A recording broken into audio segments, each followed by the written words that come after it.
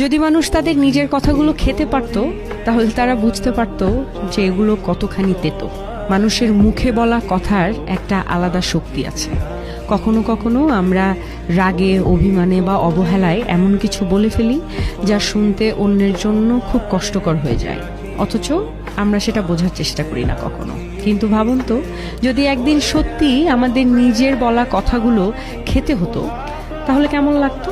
মিষ্টি বা ভদ্রভাবে বলা কথা হয়তো সুস্বাদু লাগতো, কিন্তু কটূক্তি, অপমান বা কষ্ট দেওয়ার মতো কথা হলে সেটা হয়তো একেবারেই স্বাদে তেতো আর গিলতেও কষ্ট হতো।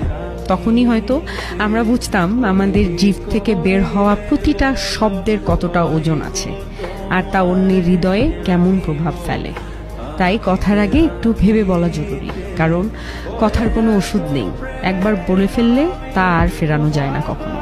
নিজের কথাই যদি একদিন নিজের কাছে তিতে হয়ে ওঠে, সেটাই হবে সবচেয়ে বড় অনুশোচনা।